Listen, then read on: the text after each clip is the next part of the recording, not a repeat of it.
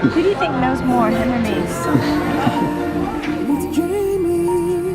Hi Lumineers, welcome to the Lighter Side Show. I'm your host, Jamie Butler, the Everyday Medium.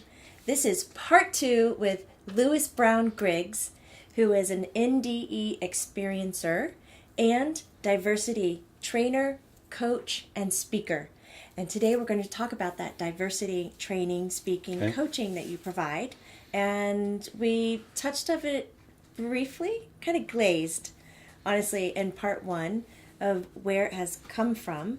And I would love to hear how it developed and how are you using it now. Okay. So for those who haven't seen part 1, I'll just help the transition out of a near-death experience in which I was called into the light, asked what keeps you from being all you're capable of being, and my answer was, I guess it has something to do with a straight, white, ethnocentric male who was told we're all one under God, but you're different, and I didn't know how to bridge the gap between me and anybody else. They all had to learn my language in this continent.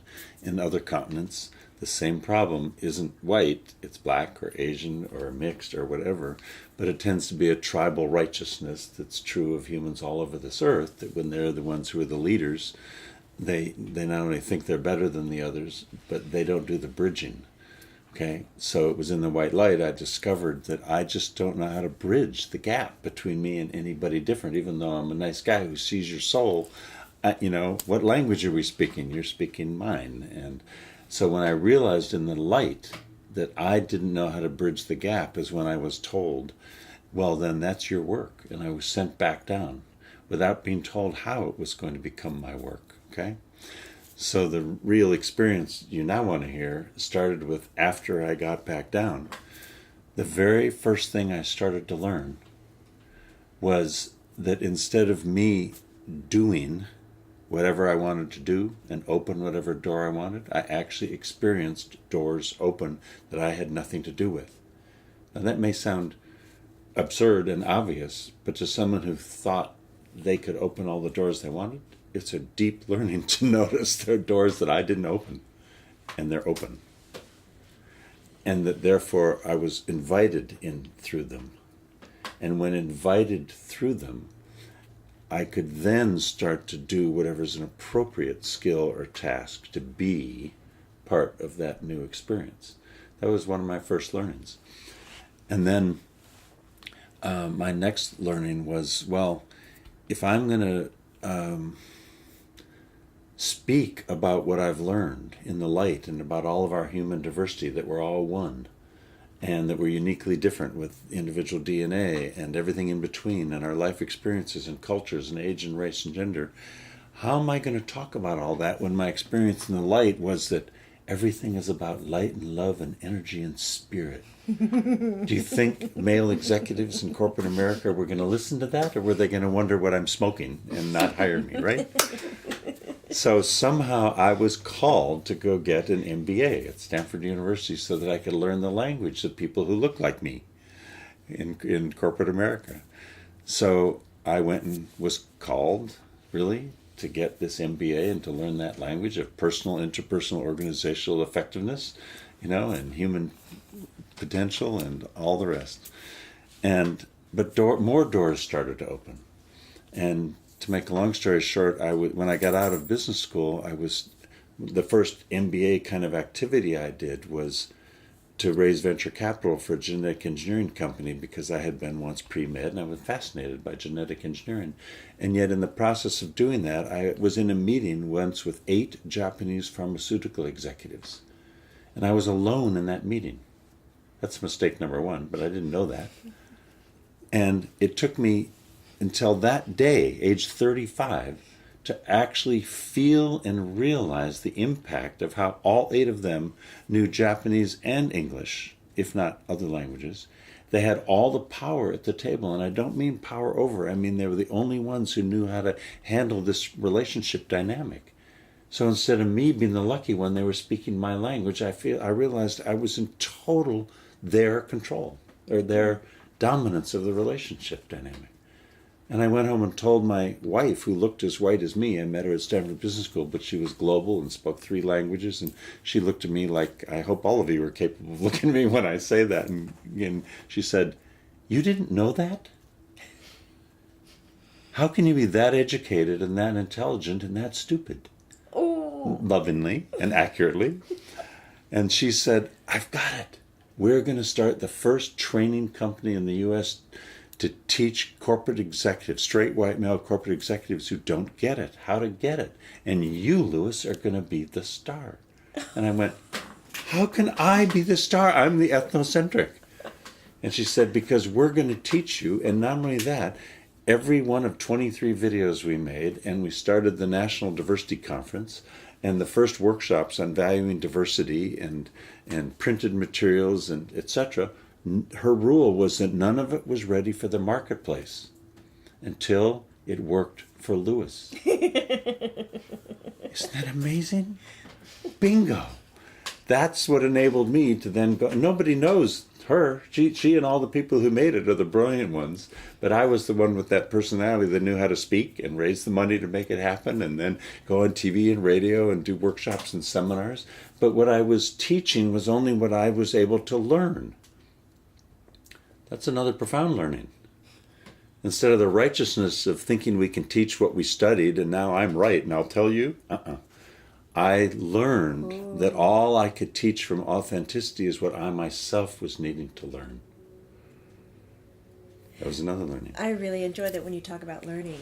You come from the gut and the heart, right. and you push it out. That's right. All your knowledge, hand gestures are up here. They're like, this is our knowledge. That's exactly right. And so that's how I learned what I think I shared before, which is I'm less interested in my leadership skills or my leading edge activities with normal human pride and arrogance. Wow, look at all I've done. I'm more interested in being on my own growing edge where this is what I don't yet know. Let's learn it together. Or even in the process of my teaching and speaking and training, I'm actually facilitating the interactive dialogue of all of us about what we aren't yet learning about these differences in the room. And if we have a common goal in this organization and in this team, then isn't it true that whatever differences we have enable us to achieve that common goal are the differences to value? So instead of tolerating or putting up with all of the weirdness we each feel about one another, or only valuing the ways we are the same, whatever they may be, we need to value the differences we actually bring as gifts to one another to achieve whatever our common goal is. And I got that I didn't get in business school, that I got from feeling it. So you had strategies and programs that help people get to that point of understanding? Like, absolutely. Except you, without even knowing it, you just raised the most important point to me, which is I learned to distinguish between the gifts and the skills and practices of behavior, which are valuable.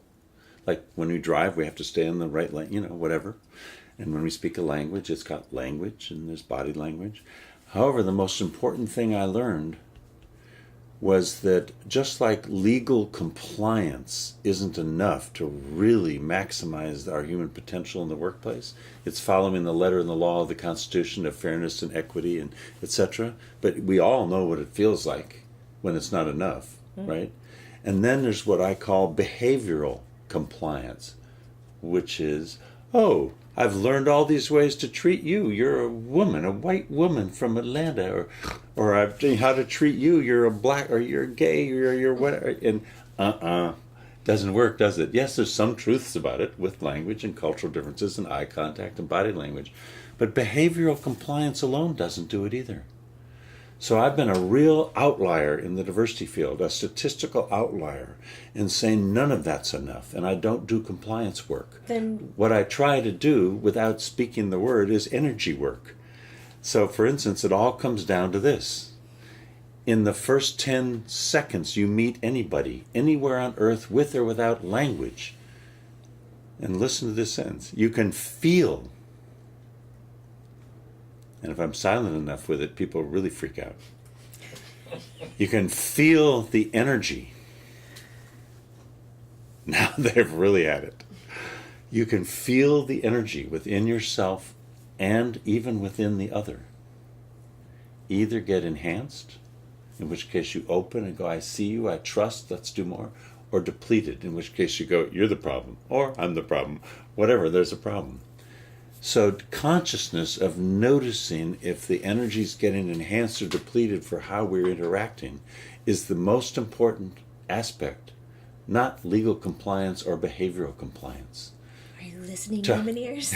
To how we relate amazing. to one another, to maximize our connectedness, our trust, and thereafter our productivity, our services, our products. It all comes from that.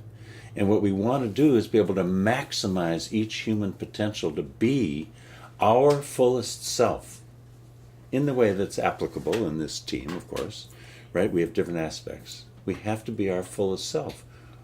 Why? Guess what? The rest are taken.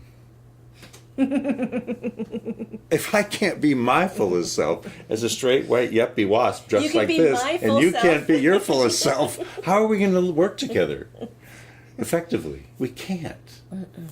So I admit the reason I do the work in organizations, it doesn't matter if it's corporate or nonprofit or government or education or whatever, in any or a relationship or a personal relationship, we have a common goal. Whereas on the street, right, or at the airport or the bus depot, we've all been there. All you can do is look at the human diversity go by. And whether you look with eye contact or no eye contact in Tokyo or Hong Kong or New York or whatever, that's all we can do. Just don't hit, steal, stay in the lane. But when we're working together, we need more than that. We need to open to discover and to share our own authenticity and to discover another's, only valuing, as I've said before, the parts that help us achieve the common goal we have in this relationship or in this team. All the other differences, like you wearing that and me wearing this, are totally irrelevant. Are you sure? No kidding. Yes. I'm so curious to know. You took that, the energy that coming from within, the feeling, and you put it into a program, right? You Yes. how do you write it with the corporate language? You had to. Well, remember, I'm not the one who redesign did it because I was the problem. Well, So- all of the experts, the global people and the white and black and Asian Hispanic from all the corporate sponsors and trainers we had, we gathered all the information about what do you want this video to say, or what do you want this workbook to say, or what do you want this exercise to say. And we got all the answers and we figured out what all of them were. And that's how. That's how you did. I So didn't you have the fit it answer. to their needs. Absolutely. Oh gosh. Right. That's wonderful. Right, because your experience is different than my experience. And instead of me being right and you be wrong, why can't I learn to understand that there has to be a truth large enough to encompass both your perspective and mine as pieces of the truth? How profound. So, Lewis, you spearheaded all the program writing for the corporations. You even mentioned, though, that it can go into nonprofits and into even families or relationships and so forth. So you coach currently. You still maintain that? Yes, in fact, after the second near-death experience, when I had to recover from all that, I had to lay off all 25 to 50 employees, stop making new videos, stop creating new conferences and workshops. What closed? That's right. That's when that part of it closed. And as I regained all this increased sensitivity, I then went and studied coaching, personal coaching and executive coaching. I'm now a certified coach, and I did leadership training. And so what I'm now doing more is taking the same consciousness, but with different skills and sensitivity into the workplace. Yes, I will still speak and train and facilitate the dialogue in teams and groups, but I will also now just do personal coaching and executive coaching to help the individual, often a straight white male, it takes one to know one, who doesn't yet get it, how to really get it and perceive the self-interest, not compliance, the self-interest in being able to relate to associates and to employees and to supervisors in such a way as to maximize the personal, interpersonal, and organizational effectiveness. So yes, it's all about energy, but you can't talk about energy. We have to talk about the language that means the most to them, how to maximize effectiveness and productivity, whether it's products or services. And it all comes from energy. We just can't talk that way. So we have to have the self-interest in what we're doing and how to do it. What do you substitute? Instead of using the word energy? Yes. Well, what are our resources? First, what's our goal? We have to know what the goal is, and what's the common goal this team has, and what skills are needed. All right, we've got those skills, and then what common skills do we have? What language are we speaking? And then what differences do you bring, or you bring, or you bring, or you bring, or I bring to achieve that common goal? That's really critical to be able to value those differences as gifts to one another, instead of thinking we all need to be the same to achieve that goal. So what they've learned is that the diversity that we bring to the table maximizes the productivity, even though it seems like it's a nuisance to try to manage it, okay, compared to all being the same. So the diversity itself is the resource. That is the gift. The The diversity of the human resource is the greatest gift we have. And I'll never forget convincing Chevron here in the San Francisco area, whose main business, of course, was once dead dinosaurs, right? Our oil. Okay, and clearly they've moved beyond that to all the other forms of energy. But you should have seen their face when I said to them, this was years ago, I want you to understand that your financial resources and your natural resources are not your greatest resource. Your human resources are your greatest resource. Why? Because human beings are the best and the worst, hang on, at being able to respond to change.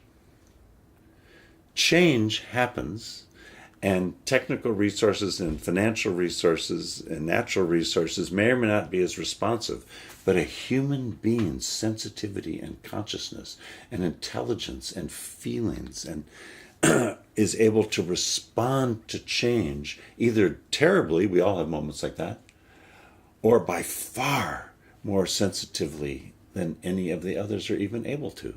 So to maximize our human resources and the diversity they bring to us with their different perspectives and life experiences to help create new products and services and solve the problems in more diverse ways than doing everything the same way is the greatest gift every organization has. And so I said to Chevron, I would like to see you market yourself as a human energy company. And that was 12, 13 years ago, and they looked at me like, hello? But they got it. And if you see their ads, on PBS stations or documentaries or something, it says Chevron, and it shows diverse people from around the world, and you see the logo, and it goes, a human energy company. That's probably the greatest pride I have in this consciousness, this phrasing. But that's what it's about for all organizations. Our human resources are our greatest opportunity. And in fact, for this entire democracy, since I also studied politics and went into it, I'm so disappointed, this is related, I'm not going off, is that our human diversity in the U.S. can be and should be seen as the greatest asset we have if all of us in all of our diversity from wherever we came are not only educated, but are taught to understand the values of democracy and freedom that many of them never experienced in the places from which they came. Okay? And if we can be united in that way, would you call that far left or far right? I don't know, because it ought to be far center. Yeah. It ought to be the key that we get to be the greatest nation on earth, our human energy. Oh my God, cut commercial. No, don't. That was amazing to listen to. It's amazingly true, that's why. It just resonated with everything of what my dreams are of seeing this place that I exist in, that, the people, the contributions, everything. That would be nirvana. Yep. Keep going. And it's true Lewis. in every relationship we have, in the workplace or at home or on the street or in the grocery store. And as I say in a way that stuns people, from the boardroom to the bedroom, it's the same.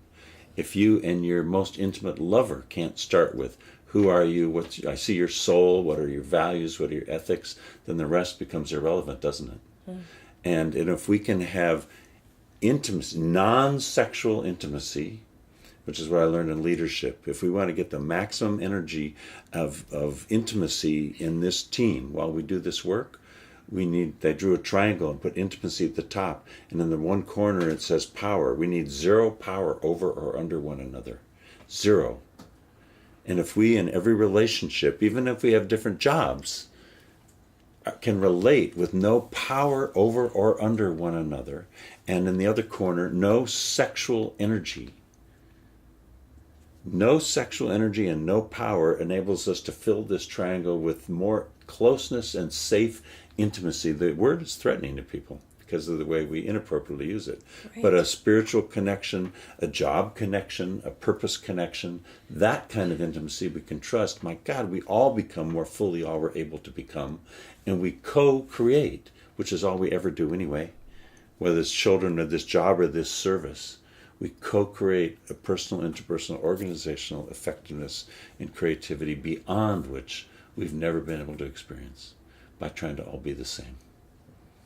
God, I feel like I would just want to grab your hand and do a victory lap around. Go! Let's go! Just run. I need to run a little bit and get this out of me. I'm so full right now. My next thing was, wow, do you want to leave something with the Lumineers? But sure. Guess what? The best thing to leave with every Lumineer is exactly what you each have. We each have within ourselves. Your own unique soul and spirit, and your own unique human diversity, your DNA and all your life experiences. And if you're able to link that with the oneness that we all are, not just humans, but really stretch and really believe, whether you've had prior lives or not, that we all come from the same source and we are all one, as I've said before, and uniquely different. And those differences are gifts to one another toward whatever our common goal is, right? yes. That's it. And all we can be is our full selves, because as I love, and I said before, all the rest are taken. All you can be is your full self, right? Go! Go, Lumineers, right now. Turn off the show, go be you. That's all right, you got it. But come back. Lewis. Thank you. Thank you. Thank you. Deeply. Thank you so much. This was incredible to hear. It is wonderful, isn't it? Yes. Makes a big difference when each of us begins to get it within ourselves and be all we're able to be. And therefore, thereby, value what every other person's able to be. Yes. And see those differences like, wow, tell me more. I can learn from you, your gifts, and your gifts and your gifts. You're like one of the best first domino people. That's First why this straight white male yuppie wasp was chosen to help improve the field of straight white male yuppie wasps like me who don't get it. And in Africa, it's a different male, and in Asia, it's a different male, and in Europe, and remember, it's not about whiteness. It may be about maleness, but it's mostly about humanness, and we're all in it together. And if we can have all men and women share power equally, not for political fairness and equity, but for self-interest, of your gifts and my gifts together, we're on our way. Yeah, we're going to get somewhere. Yep. A lot further, a lot quicker. Oh. Lumineers, thank you so much for being here, for lending us your ears, your eyes, your presence. Because of you and your support, because we are viewer funded, you make this happen. So thank you for your support. So we can bring Lewis Brown Griggs here to you on the Lighter Side Show. With Jamie Butler. Thank you. And you. Thanks. Thank you, Lumineers. We're going to say goodbye. And remember, it's not woo-woo. It's true. Bye.